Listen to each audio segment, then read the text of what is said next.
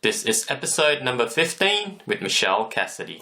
So let's go, go, go, go. I'll follow wherever you go, 'cause you're... Hi everyone, welcome to another episode of the Inventions Show, a podcast about all things invention and reinvention, where entrepreneurs, influencers, and experts in their field today share their story of triumphs and challenges in both life and business. My name is Tak Lee, entrepreneur, investor, inventor, and the host of this show. Now, today, I've got an amazing guest and thrilled to have her on the show. Michelle Cassidy, founder of Essence of Living Yoga and Pilates, and also the International Training Academy, author, educator, and mother to beautiful twins. Now, an individual of inspiration who lives and breathes her vocation and truly loves what she does and does what she loves. It's just simply incredible how she brings it all together. So without further ado, welcome to the show, Michelle, and thanks so much for being with us. Thanks, Tak. That was quite an intro. Wow. You're welcome. Thank you so much. Thank you so much. It's an honor to be here with you. You're welcome. Now, Michelle, the first thing I like to ask all my guests, for those who are not familiar with yourself is, can you please give us a window into your background, who you are, and what was your first job? Oh my gosh. Well, we're starting with a mystical question there. Wow. I mean, we could have there's two answers there. We could have the spiritual answer, or we could just have the identity, the physical realm answer. And, whichever you see fit. I think in this lifetime, in this manifestation, I was lucky enough to have beautiful parents that brought me up right next to the ocean, and I had a love affair, with Mother Earth and Mama Ocean every day and surfing every day, which was a deep sort of soul connection that I had from a very young age with nature. And then when I was young, my doctor actually told me that I had to stop surfing because of my skin and that I had really bad skin damage. I've got melanoma that runs all through my family. And he said, look, Michelle, you're really going to have to pull back from this because it's actually not safe for your skin type. Yep. And that was quite a devastating blow. But lucky enough for me, when I was 16, and I'm lucky to have some pretty hippie parents and very connected parents, and they said my mum took me to a yoga class when I was only 16. And I remember going to yoga with my mum, and I couldn't touch my toes. I was really unflexible, and I wasn't any good at it. But at the end, there was this relaxation shavasana. And this was before there was even any yoga studio. So this is more than 2 decades ago, like 25 years ago. It was just in a surf club. And I remember lying in shavasana, and I just fell in love. I had a big connection to divine and God. I just felt so much love and so much contentment and just so much peace, which was really similar feeling that I had when I used to surf. I used to get up before the sunrise. I used to run down on the beach, and I would surf with the dolphins and the seagulls and just in nature, and felt so connected from a young girl with Mother Earth. And then here I was lying on the floorboards, and I felt that same connection, and I just thought, this is what I want to do for the rest of my life. This is what I want to share with people, this connection that I'm quite naturally connected. Yep. But I had this limiting belief that I couldn't be a yoga teacher or anything like that because I wasn't flexible. So fast forward from there about 5 years or so, when my doctor said, look, you can't surf anymore. Your skin's not so good. And even this year I've had 2 skin cancers, 20 years later. And I said, that's okay. I'm going to give up surfing, surfboard, and start surfing prana on the yoga mat. And, from that day forward, I really sort of dived into yoga and the spiritual life, and, from a very young age. And sort of the universe sort of gave me this as my career. And, my yoga teacher actually approached me when I was only 22 and said, do you want to open a yoga and Pilates studio together as a partnership? And I was only 22, and I sort of, I said, in fact, yes. I had no hesitation. I just jumped in. I didn't know how I was going to get the money. Yep. And everything's been really organic like that, really natural. And I think, the term inflow. Yep. And so I've just constantly trusted those sort of signs along the way, and when it resonates with my heart, I don't hesitate and I jump in. And so really you could say essentially I started off as a soul surfer, but Love it. now I'm living yoga and connecting to the soul and inspiring others to have that same connection I have in Shavasana every day, which is really, really lucky. Amazing. Simply fascinating, Michelle. Now, I'm just curious, how many styles of yoga have you trained in, and how many hours of intensive, teacher training do you think you've racked up over the years to where you are now? Yeah, I mean, look, so many. I have traveled all over the world to see the world's great teachers when we look at yoga, there's many ways to look at it. You can look at it just from asana based, and so you've got these different types of asana, hatha yoga styles. But where my heart really sings, I love Vedanta yoga, which is all the philosophy from the Upanishads. It makes my heart sing, and this is more how to live yoga opposed to doing asana. And I also have a really strong connection with the Bhagavad Gita and how to live yoga in acts of service and selfless actions, and how to contribute in the world in a meaningful way. And one of the great teachings is, let my work be God's work. And so you become that instrument for the greater good. And I love the philosophy of yoga, whether you're reaching into Vedanta and Upanishads, spiritual wisdom, or Bhagavad Gita and how to live. But I have a very strong connection to Raja Yoga, which is from Patanjali, and that's really learning how to meditate and the practice of meditation. And that's probably my strongest practice is meditation. But I didn't start there. I started where most Westerners start these days, dipping my toes into asana and, bending and stretching and twisting and turning in a normal group class. But yoga works in a magical way. It's quite, you don't need to understand it intellectually, and it will sort of reveal itself, and you can't help but dig deeper for the spiritual teachings, not just the asana. Sure. So in answer to your question, I've done countless numbers, and I continue to, and one of the biggest philosophies with, any sign of greatness and any sign of someone who's a master is that you never stop learning. And every day I study scripture for at least half an hour to an hour every single day. That's how I start my day, reading spiritual scriptures, and starting your day with that at the forefront of your minds. And having these words of wisdom and these timeless teachings on how to live yoga. It's not just about touching your toes and doing certain work. It's actually letting it resonate with every cell of your being. And so, the journey doesn't end. The journey's not outwards. It's incredible, Michelle. Now I want to talk about, your EOL TV movement, or Essence of Living TV movement, and your personal style. Can you please share with our listeners and those watching, what is EOL TV and EOL TV Live? What's your vision there? I was once again blessed. 2 years ago, one of my graduates from my teacher training academy, she's actually got an international production house now, traveling all around the world as a film production team. And she was telling me what she's doing, and we're really good friends. And she's like, have you ever thought about creating an online platform? And I actually started this about a decade ago, and I was lucky enough to have, I worked with another production team, and we got all the DVDs, and so every Big W came up, JB Hi-Fi, all of Australia and New Zealand. And I had an 8-year contract in the distribution of DVDs. But people don't really buy DVDs anymore. So then I had a little break because I had this long contracts with the distribution within those channels. And then I thought, why not? Let's do this online platform. And she's like, I'll build it for you. I'll help you do it. And I was like, okay, it sounds too easy.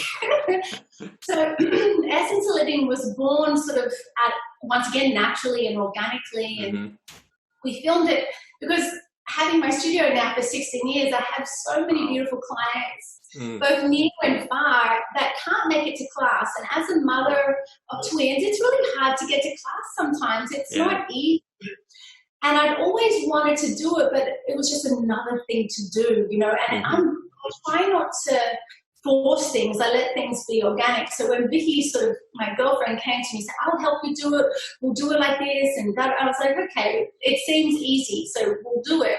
Yeah. And I wanted to make their teachings, because all of my friends who used to train with us, they'd moved to the UK, or they'd moved to Sydney, or they'd moved to Melbourne, or they'd moved to America, and they're like, we miss you, there's no one like you, how can we? I'm like, oh, sorry, you can buy the DVDs.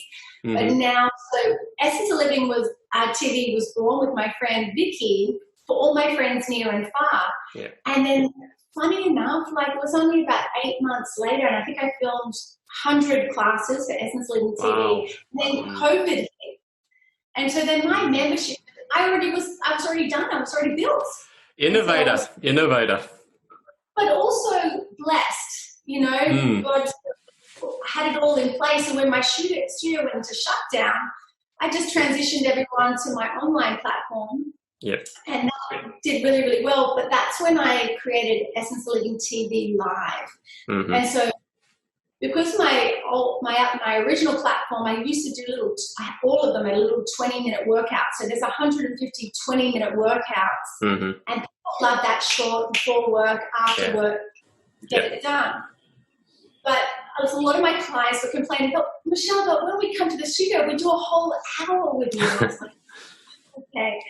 So during COVID, my girlfriend, Vicky, the production team, this is the universe aligning again. She was stuck in Melbourne, and she was really unhappy down there. And she said, I don't know what to do. I don't know where to go. I said, why don't you come move to my place? I live in the forest, and I have a little cottage, a tree house. I said, you can come to the tree house and do your lockdown with me here in the trees. And she's like, oh my God, that would be amazing.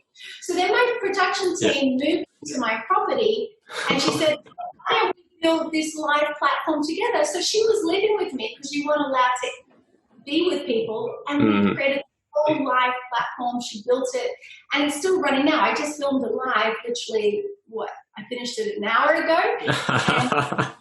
And so we've kept it going. So now we have a great following, both online through Essence Living TV, and then the upgraded version where people can upgrade with the live version and do the longer extended classes, but not just with me, also with some of my senior teachers, so they get that variety. But where the innovation came into play is when I got in lockdown, in the first coronavirus, I did have a little bit of fear, if I was honest, and my ego thought I needed to fix it. And I worked with my city council for 14 years. I've had a contract for nearly 15 years with my city council, running free yoga and Pilates in all the parks and community centres. So all of those classes got cancelled during COVID. So I contacted her and said, have you ever considered putting Active and Healthy Gold Coast City Council program online? And I was able to, now I have an ongoing contract, even now COVID finished and we're back open here in Queensland, which we're very lucky. But now Essence Living TV now has a corporate contract with the City Council, and now we have financial support through that platform, plus face-to-face. So now the income stream is not just face-to-face delivery, but now we've got all the online delivery, which is amazing. And because I had Vicky living here, my production team, we filmed a whole lot of teacher training. So now a big part of my academy is online too. So I filmed all these courses online. So now my students, which so many people were so grateful for, they're like, oh, Michelle, now I can come and study with you online. Because I can't always get to your beautiful, retreat center. I can learn from you from the comfort of my own home. So I think we've had nearly 200 people through already in such a short period of time through my online teacher training academy, which was the birth of COVID. So COVID was also an amazing catalyst for positive change, and from my business perspective anyway. So it's been very amazing. Yeah, I was going to say, it's totally amazing how everything just aligns and everything falls into place. Now, Michelle, just as a successful business owner, entrepreneur, wife, and mother, where do you get all the time, and how do you actually pull it all together, juggling, family, life, and business? I mean, is there a process there? I mean, how do you pull it all together? It just blows my mind how you do it. I mean, did you have to reinvent yourself, especially, when the twins arrived? Yeah, I'm not going to pretend it's not easy, but one thing that has served me really well is that I get up really early before Brad and the kids, and I do my practice. And so I sit every morning for half an hour, meditate, and then I actually, because I love reading scripture, and I love walking, so I've actually got my little book on my treadmill, and I walk, just not like intensely, comfortable walk, and with my little highlighter and my underliner, and I go for my little walk each morning, reading my books, and I find for me, the information just goes in so beautifully when I'm walking and learning, and it's just something that really fills me up. So, and then after that, I usually do a gentle yoga practice, like a yin yoga, gentle stretching, nothing dynamic, because I've got no energy for, intense practice. So I do a gentle practice for half an hour. And it's really beautiful. So that usually takes an hour and a half, 2 hours. So you've got to get up early. But then my cup is full, and I'm charged, my battery pack is full. And I'm more than happy to go all day and serve everybody else. I've got beautiful philosophy in the forefront of my mind. My heart is filled because I've meditated and connected to, the divine. And I've gently stretched my body, awakening my energy centers each morning.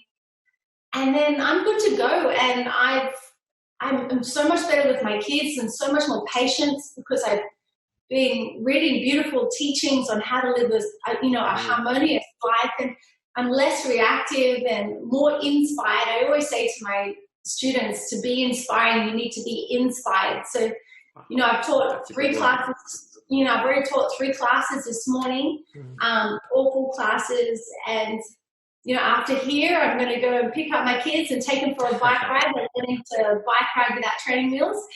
And then I'll come home and just make a sweet little breakfast and go to bed early. So I think what I do is I don't fill my life with noise. So I don't have a TV, so there's no TV in my house. I don't look at social media ever other than to do my own personal post, which is what you've got to do from a business perspective. And so I don't fill my mind or my life with any unnecessary to-do lists and things. I really just make sure that I do what's necessary and what's important. And I can't really fit much more in after that, But as long as I do my own personal practice, and because I train a lot of women, my industry is 85% women, I always tell them you need to fill up your cup. And, that whole idea of putting your own oxygen mask on first to serve and support others. And that's my secret weapon. Awesome. Taking care of myself. Fascinating insights, Michelle, which sort of leads me to my next sort of question. How important is it to set time for yourself to reconnect, which you touched on briefly about putting on your own mask first? And also, is there like a quick 5 or 10 minute practice or routine maybe that people can do? Do you have any tips? Yeah, I mean, like the old saying, if you haven't got time to meditate, you need to meditate. And a lot of people find meditation really difficult because their mind's quite busy. Yeah. And so doing some sort of if you just sit down, or even if you just lie down into a room all by yourself with nobody there, and just, if your nervous system's a bit wide, you need to sort of harmonize your nervous system. It's all about balancing your nervous system. And so whether you put on some nice tranquil music and you just take some deep breaths and do some breath work, because your mind is just a reflection of your breath is a reflection of your mind. So you can sort of just hack that by doing some deep breathing and allow yourself to be centered, and just taking, even if it's 5 minutes, just to center yourself. But for me, it's not just centering yourself. There's something really beautiful about whether you have a gratitude practice and you sit and just for a moment, just count all your blessings and all the things that you're grateful for. Or, and just feel a connection to something bigger than your individual self. I think what happens, we get all uptight and stressed out when it's all about me, and me.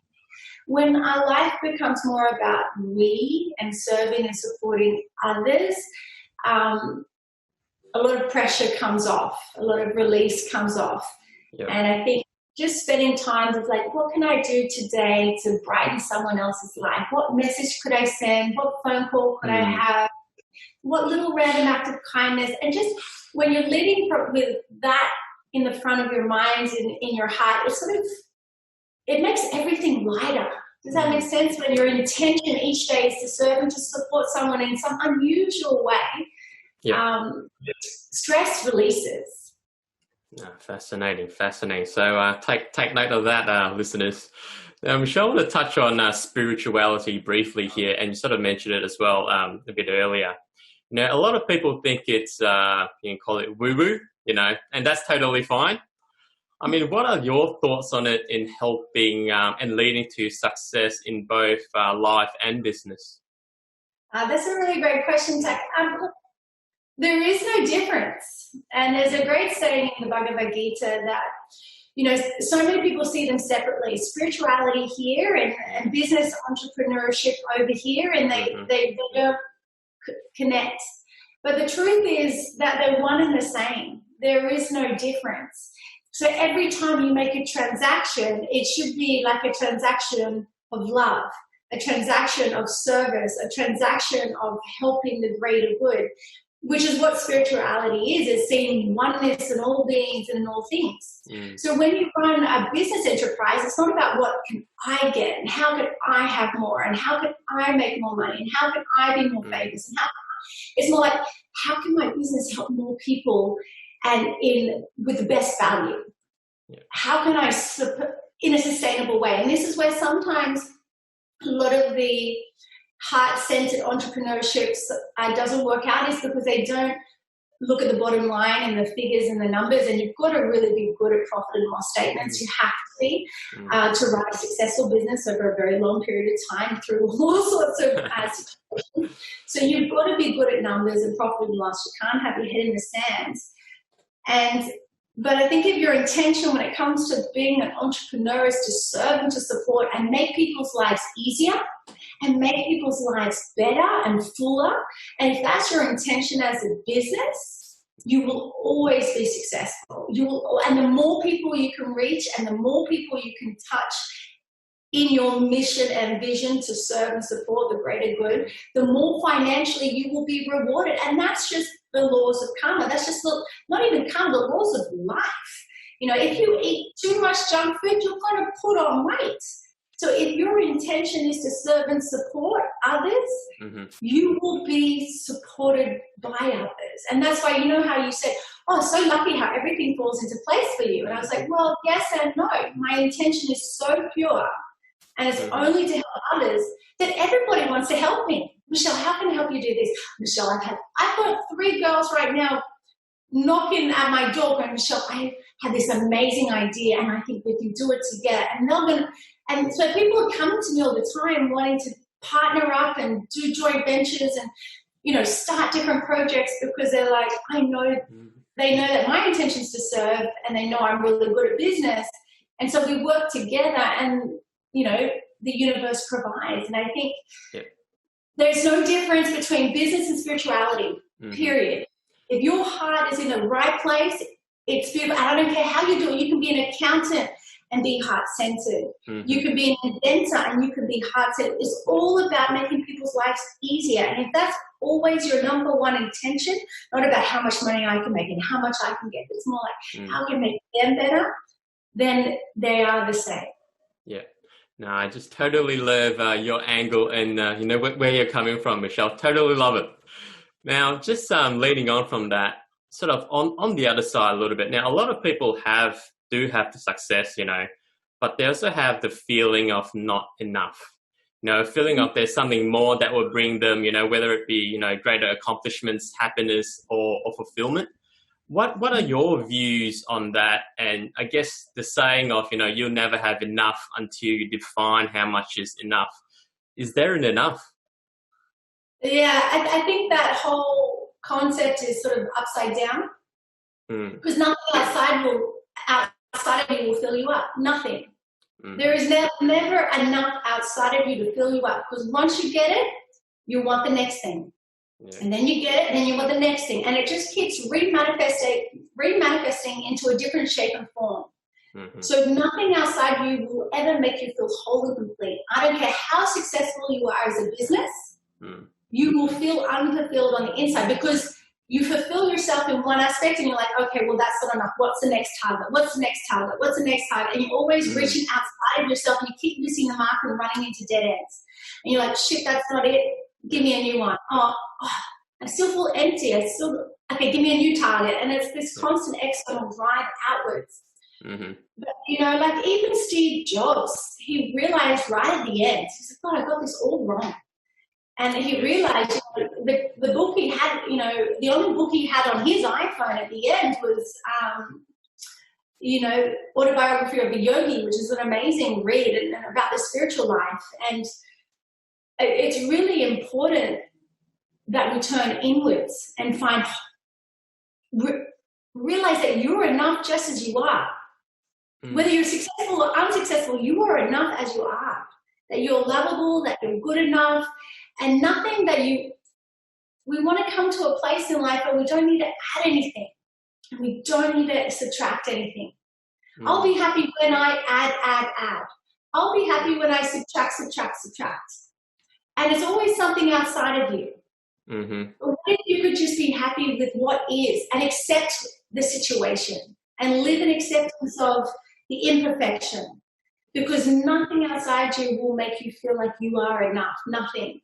And so for all entrepreneurs who feel that feeling of unfulfillment and they're trying to fill it up with, whatever material possessions and things, it'll never work. It will never, ever work. And it's connecting to your soul. And every day you just connect to your soul and live a life of service and contribution and connection to the divine. And it's like walking down the park in your garden and seeing the birds and talking to the birds, and it's being in the ocean and praising the sun when it rises. Oh my God, look how beautiful, and it's seeing life in that beautiful state, even in the mundane. And then that's fulfillment. It's nothing that you have outside of you. It's a state on the inside, and it's like, oh my God, I feel so blessed, and you're not even doing anything. Do you know what I mean? Yeah, no, definitely. Just wow. So I hope you've got your notepad out, listeners, jotting down the tips that Michelle's giving you guys. It's simply fascinating. Now, quickly touching on turning point or points, Michelle, when you look back at your entire life, everything that you've achieved to date and have in your life, I mean, is there one thing that changed everything for you, or is it more like a collection of moments? And sort of like what triggered those, I guess, change and reinvention? You mean like personally or professionally, or both? Both. Yeah, look. Okay, so the biggest lessons I've had for Catalyst have changed with myself. Even from a young age, I've had this conversation with my creator, whatever you want to call it. I always used to think that the birds used to sing for me in the morning. I used to think the sun woke up in the morning and shine, because I was really wanted the sun to shine. I was that real fairy child, do you know what I mean? And I lived in a beautiful state from a young age. And the biggest lesson I've learned was that when I stay in that beautiful state all of the time and see the wonder and the glory of life all of the time, what happened was I got a lot of success in my business when I was younger. And, I got all, it was like I was instant success, making really good money from a young age. I was getting lots of magazine covers. I was getting all of this stuff. And what happened was my ego inflated. And I actually thought it was me. I actually thought I was the creator of this success. I was the creator of all of my achievements. And so then my ego thought, okay, well, you can do all of that. Now let's try and do A, B, C, and D. And they would all fall on their face because my intention more was from an ego perspective. So every time I was trying to do something for my personal gain or what can I get out of this, and my intention wasn't pure, it always fell on its face. And, I lost hundreds of thousands of dollars, like literally, in the pursuit of fulfilling my ego's desires. And so then I woke up and realized that I was being fueled by the wrong intent.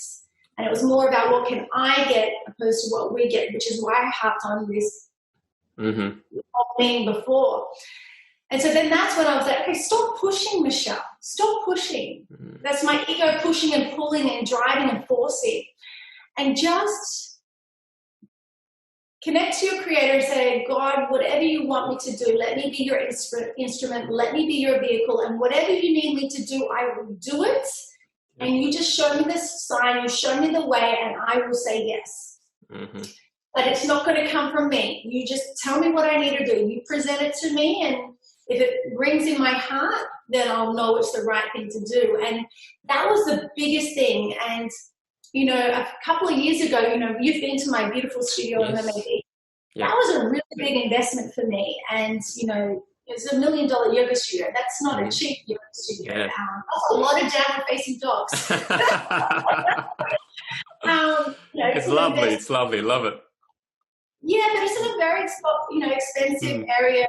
It cost me a lot to get there. And I spent a little bit, and because I didn't want to get such a big loan, I wanted a smaller loan. So I ran really tight on the bottom line, which brought up a lot of anxiety for me because I had my resources, because I'm one of those people who love to have a really big buffer, like a big buffer in my bank account to know that everything's, after 16 years in business and 40 staff members, I know the importance to have a big buffer to get you through things. And so I ate into my buffer to pay off the end of my bill. And I ran really thin, like on the skin of my teeth. And I remember I was so stressed. And I would cry. You can ask Brad, oh my God, baby, I don't know how I'm going to get through this. I've got no money. Like, how am I going to do this? And that's when I really leaned into my practice of meditation. And I remember I lied there. I was like, God, if you want to take it off me, if this is not what I'm meant to do, just take it. I don't care. I don't need a fancy studio. I don't need a fancy anything. You can have it. If this is not for me, if I am not meant to have this fancy studio, take it from me because I'm done stressing about it. So you just decide. If this is meant for me, I will have it. And if it's not for me, because I'm going to stop getting in the way and stressing about it and stressing about money. So just, you decide. I'm just going to keep showing up, keep doing my work, but I'm not going to stress about it anymore. And I just gave it to my creator and said, you sort it out. Yep. And interesting. It all sorted out. It all sorted out. And I know that might sound woo-woo to some people, but that's how much faith I have in a higher power, and that what will be is meant to be too, and me stressing about it is not going to fix anything. And me having anxiety and sleepless nights and crying my little eyes out because I'm worried about money and worried about the bottom line. I watch my profit and loss like nobody's business. Every week I get a profit and loss statement. I'm watching everything. That's something that I do very well. Yeah. But it's scary sometimes being an entrepreneur, and it really is. And when you're running real thin, it's really scary. And all I knew then, and that's probably the biggest lesson, is to just connect to something bigger and say, if this is meant to be, it'll be. And if it's not, it's not. And that was one of the biggest lessons I've had in my whole career, which happened about 2 years ago. And it was a bit, I've never been so, I've got to feed 40 people a week. That's a lot of people. That's a lot, And I'm worried about not being able, they've got families, they've got kids, they've got school fees to pay, and I'm worried that I'm not going to be able to do that. That was more stressful than the coronavirus shutdown, to be honest, because I was so thin. Yep. Well, that's interesting. I have a big buffer. Hey, that's good. That's what it's all about. Now, Michelle, in I guess in interesting times like this, what would your advice or message be for our listeners? I mean, we have an audience from over 90 countries, and in general, people are still, at home, and there's a lot of free time, depending on where you are in the world. What would you say is the most important thing people can do sort of right now so they can better position themselves, so they can come out, I guess, firing at the other end? I mean, I love the idea of upskilling and constantly using your extra time to add new skills, to study, to learn, to innovate. That's probably one of the most important things as an entrepreneur and is innovation. In my opinion, to be innovative is so important, especially, having a business for 16 years. Yes. That innovation is so important. So if you are at home and you have extra time, it's like, you think of Madonna, you have to really innovate. And so how can you do that as a business owner? And because it's survival at the Darwin theory, it's survival of the most adaptable, not of the fittest. And so if you're at home, it's about opening up your perspective. Just because you've done it this way the whole time, how can you do it in a slightly different way? And how can you offer your goods or your services? How could you, and test and measure, try it out, and think of ways that you could potentially re-innovate your business, but then also working on yourself, because there's no one more important in the business than the CEO, like the head director. And if you're constantly investing in yourself, in your personal development, personal growth, constantly working on yourself, that's going to reflect out in your business. And I've always felt that a business really is just an extension of its owner. It's really just, it really is. And how you run your business is really just an extension of who you are. And I think, and that really, it's really interesting to see how different people run business, and you can see all the gaps and things. And no one's perfect and no business is perfect. We're always working on ourselves. And I think if we spend a good chunk of time on how can I improve me, me, and then also how can I be more innovative in my business, I think that's a recipe for really great change moving forward. And that's not something you just do now when you have spare time. That's something that you should be doing daily. On working on yourself, as I do every morning, working on yourself. And then when you're open like that, when you're working on yourself, you'll get the intuition. Oh, I should be doing this. Oh, I could be doing that, because you're growing on yourself. So you're seeing things from new perspectives, and you're sort of expanding your horizon, and then new ideas flow through because you're so open.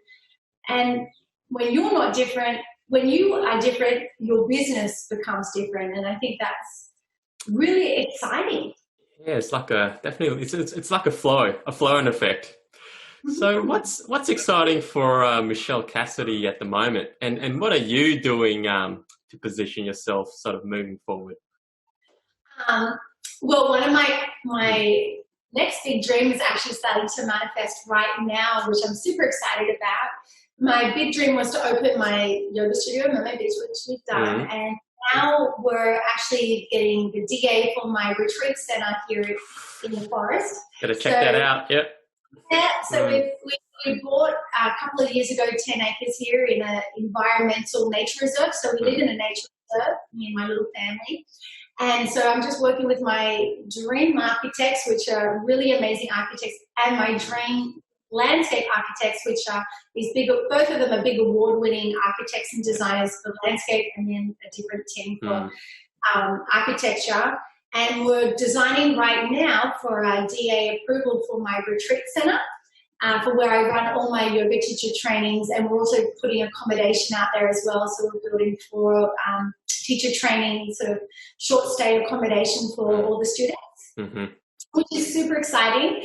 And we're actually also building Brad a big commercial sized gym. Just oh yes, gotta get that in. Because we're on a big property, but that's super exciting because I love gardening. Gardening is one of my passions, and so that's why I was so excited to get my dream landscape architect team. They're like a really big company, and yeah, we just got, my dream is to make this like nature's wonderland. So people just step one foot on and just go,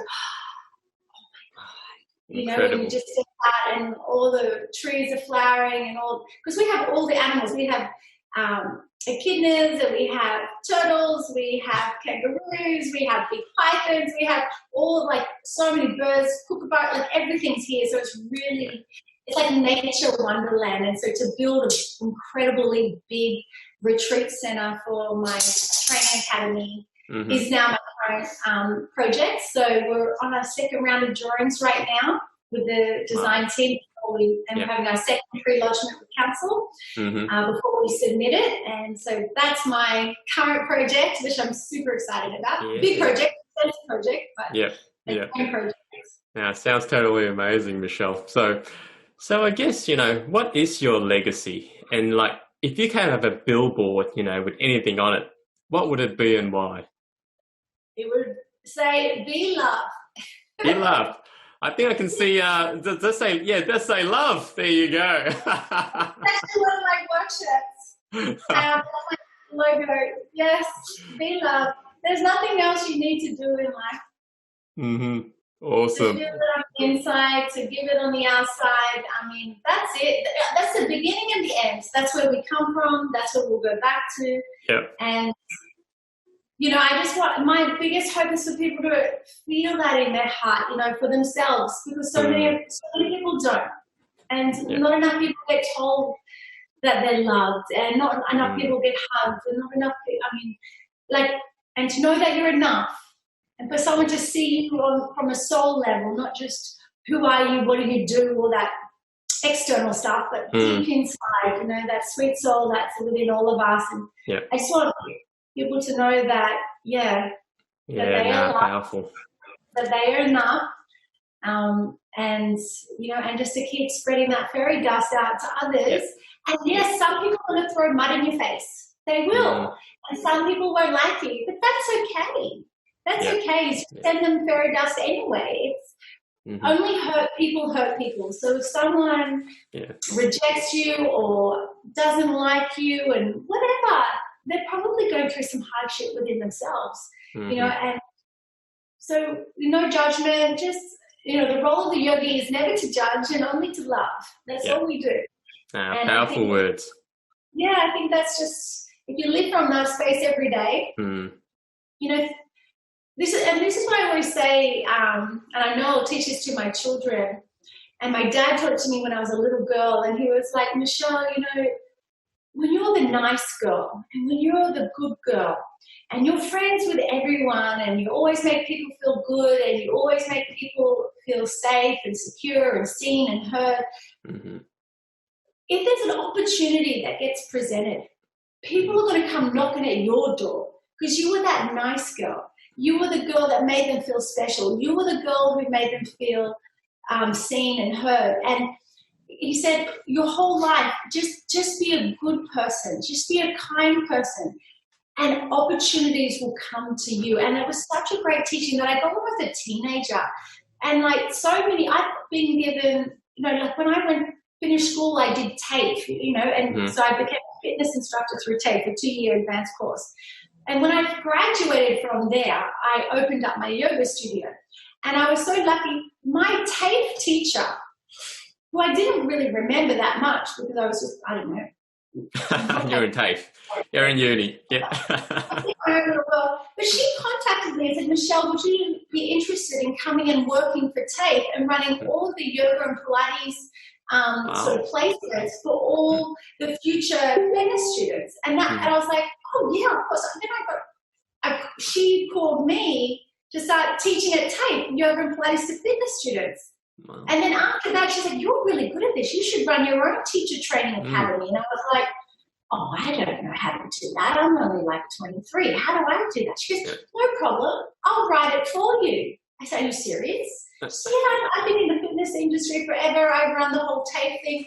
Oh, how about we do a partnership together? And I was like, oh, okay, yes. So we put together a registered training organization. When I was 24, I had my own RTO. Wow. And I ran a registered training organisation that got subsidies from the government. I was giving certificates to sports and fitness when I was 24. And then when it came time when I launched it, she said, oh, actually, I don't want to do it anymore. I don't want to jeopardise my job at TAFE, so you just have it. I'm like, what am I going to do? Wow. Like, figure it out. And I was like, she goes, I will shadow you and support you because you've got a gift and people need to learn from you. And I was a registered training organisation for 8 years. Amazing. So, but that all came from me just being a nice girl at TAFE. Yep. But all those opportunities come from just being a kind person. And I think that's just the biggest lesson anyone can learn is just to be kind. Be kind. And just to go the extra mile in supporting others. And the universe, it always comes back. It always comes back. Love it. Love it. Just a couple of, I guess you can say, light-hearted questions, Michelle.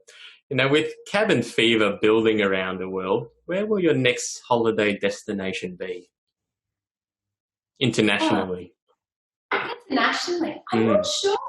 I mean, we did have a family trip we were meant to be on for a month in Bali just as a family. I'm not sure internationally where we'll go next.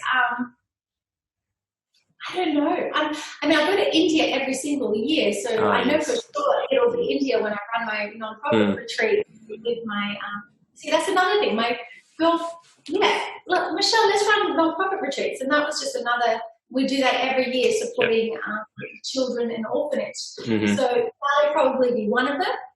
And then family-wise, probably somewhere like Bali or Hawaii, or I really want to go. It's our 10th year anniversary next year, Brad and I. And I really want to go to the I wanted to go to Bora Bora, but Brad said the other one's better. What's the other one next to India? And it's Maldives. Maldives. Yes, that's it. I had a mental day. But I like to have a romantic. I'm turning 40, Brad's turning 40, and it'll be our 10th year anniversary. So I would love to go and have like a week in the Maldives and have a romantic holiday, just him and I. Sounds totally awesome. So Michelle, when you're traveling with your twins, you know, what would you say has been your biggest challenge there? When they were younger, it was hard because they were in nappies, so nappies was always challenging. And now about nappies, not too many challenges. I mean, because my kids aren't used to TV and all that, so they're good at self-entertaining. So as long as I pack all the pencils and the papers and the books, and then we're usually fine. I think that's as long as you're equipped with colouring devices and books, that's it. But not too many problems. Excellent. And if you could have a superpower, what would it be and why? Oh, that's it. I would be love, and I would and make everybody see that they are enough. If I could do one thing, my biggest dream was to make everyone like really sincerely, like really know it in their heart that they were enough. That would be my biggest thing. If I could have a superpower and could wave a magic wand and just everybody knew that they were enough just as they are, because I feel like that is the biggest limiting belief of our whole society. There's a big undercurrent of people not feeling like they're enough. So if I had a superpower, it would be to wave that magic wand and everyone automatically sort of bright-eyed and push it out. I'm enough just as I am. And I don't need to add anything or subtract anything. I'm just going to be me as I am. I don't need to change anything, and I'm just going to do me. And that would be my superpower. If I could do anything, I'd love to do that. Totally remarkable, Michelle. Now, we'll have to work towards wrapping up, and super mindful of your time. You know, fantastic shares and great insights. You know, really appreciate your transparency and willingness to openly share. Just got two last questions. You know, the first is, where can people find out more about, you know, Essence of Living? Well, that's easy. Just jump on the website. It's just essenceofliving.com.au, super simple. And you can find out everything there. Yeah, awesome. Now, I must say, for those of you that are into yoga or thinking about, trying yoga, I highly recommend you do check out Essence of Living, especially your TV for those of you around the world. And I'll definitely put, a couple of links at the end. And secondly, what parting words of wisdom would you, like to leave for our listeners?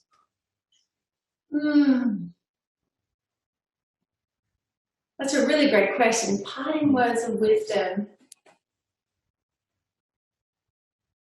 Fill up your own cup every day.